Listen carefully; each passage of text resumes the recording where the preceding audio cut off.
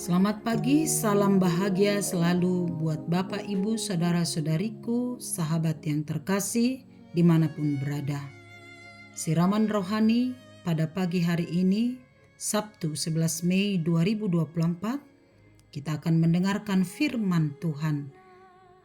Terlebih dahulu kita berdoa. Ya Allah Bapa di sorga, yang kami puji kami sembah di dalam nama Yesus Kristus Tuhan kami.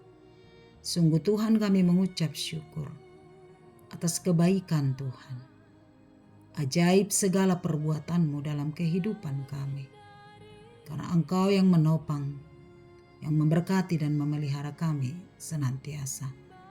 Terima kasih atas hari ini, karena Tuhan menganugerahi kami kehidupan. Dan dalam setiap aktivitas kami hari ini, kami mau dituntun oleh firman-Mu. Sebab firman-Mu adalah pelita dalam setiap perjalanan hidup kami. Persiapkanlah hati kami ya Bapa di sorga. Berbicaralah kepada kami. Amin. Firman Tuhan bagi kita tertulis dalam kitab Yesaya pasal 65 ayat 8. Demikianlah firman-Nya. Beginilah firman Tuhan. Seperti kata orang, jika pada tandan buah anggur masih terdapat airnya, janganlah musnahkan itu, sebab di dalamnya masih ada berkat. Demikianlah aku akan bertindak oleh karena hamba-hambaku, yakni aku tidak akan memusnahkan sekaliannya. Demikian firman Tuhan. Bapak, Ibu, saudara-saudariku yang terkasih, seruan yang disampaikan Yesaya melalui nats ini adalah untuk menyuarakan tentang janji Tuhan kepada umat Israel tentang keselamatan dan pemulihan yang dilakukan Allah atas umatnya.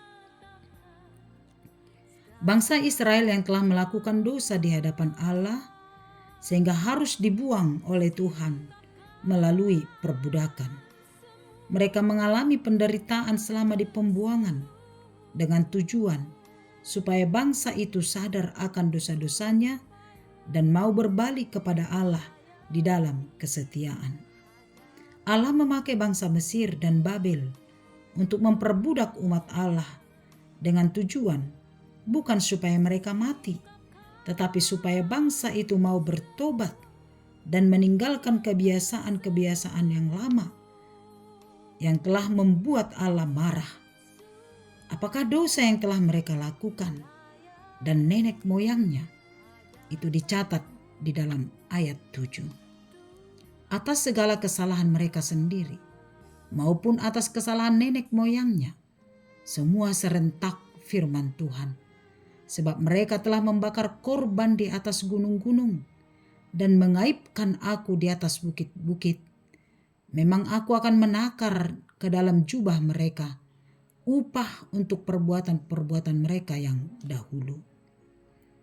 Itulah sebabnya Allah sendiri akan bertindak kembali membawa bangsa itu keluar dari perbudakan, sehingga mereka menjadi orang merdeka dan bebas. Inisiatif Allah yang akan menyelamatkan dan memulihkan kehidupan umatnya kembali.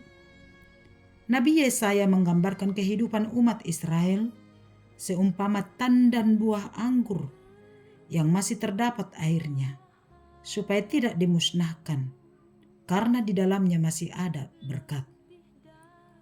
Artinya, Tuhan menunjukkan kemurahan hatinya dengan memberi kesempatan kedua kepada umat Israel. Dan dengan kesempatan kedua itu, maka umat Israel akan memperoleh keselamatan. Jika umat Israel benar-benar melakukan yang seturut dengan kehendak Allah, maka umat Israel akan memperoleh keselamatan. Bapak, Ibu, saudara-saudariku yang terkasih, dari nats ini kita diajarkan tentang dua hal. Yang pertama, Allah yang memulihkan kehidupan umatnya. Pemulihan hidup adalah salah satu misi Allah datang ke dunia ini. Allah memulihkan kembali kehidupan umatnya dengan sebuah janji bahwa Allah tidak akan memusnahkan mereka.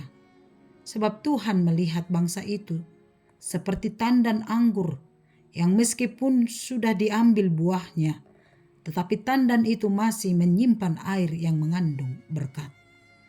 Tuhan menunjukkan kemurahan hatinya bagi umatnya, sebab Allah selalu mengampuni umatnya, dan dengan kuasanya Allah sendiri memulihkan dan mengembalikan umatnya menjadi umat pilihan Allah.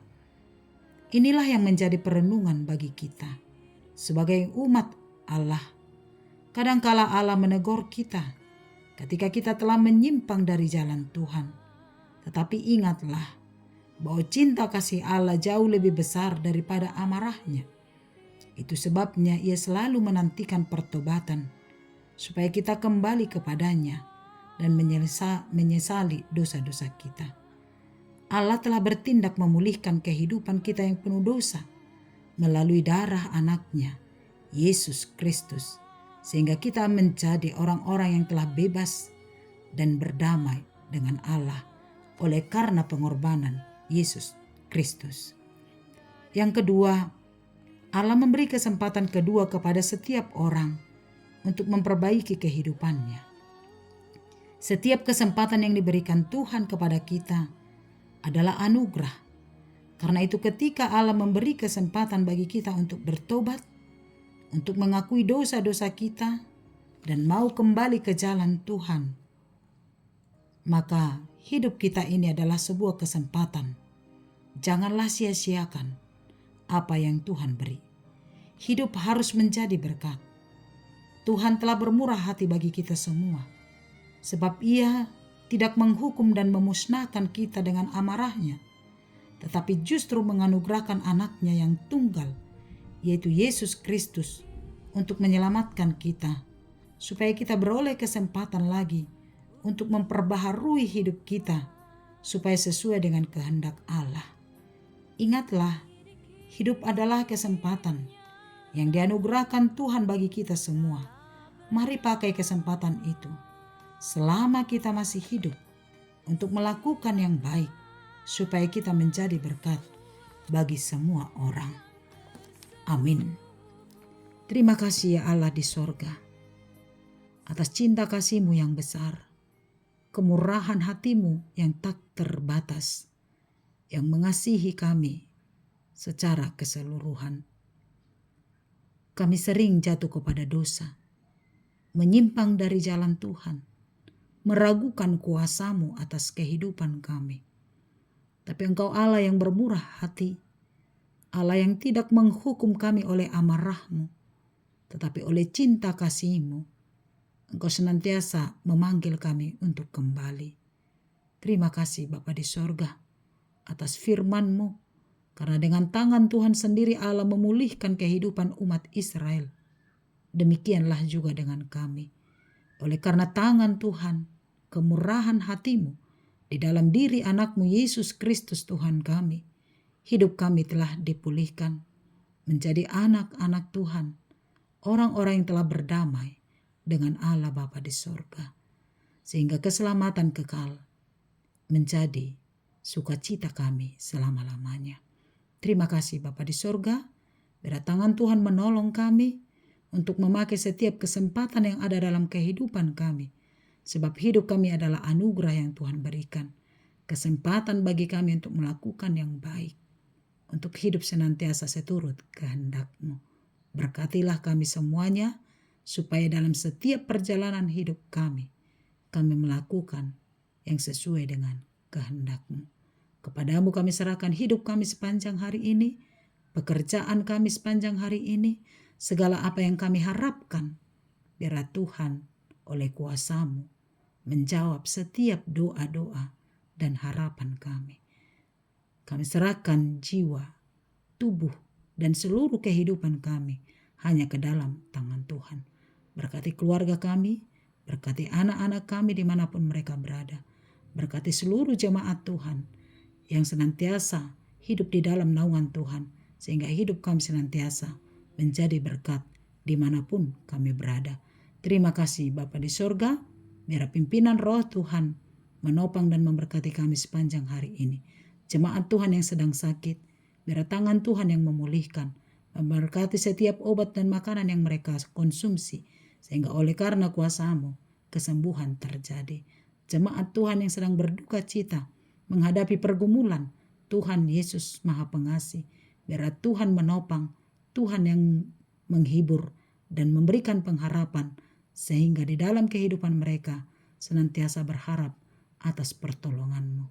Kepadamu lah kami berserah sepanjang hari ini, biarlah kemanapun kami melangkah, Tuhan senantiasa bersama dengan kami. Di dalam nama Yesus kami berdoa dan mengucap syukur.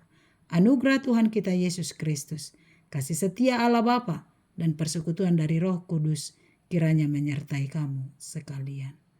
Amin. Selamat pagi, selamat melanjutkan aktivitas. Tuhan Yesus memberkati. Shalom.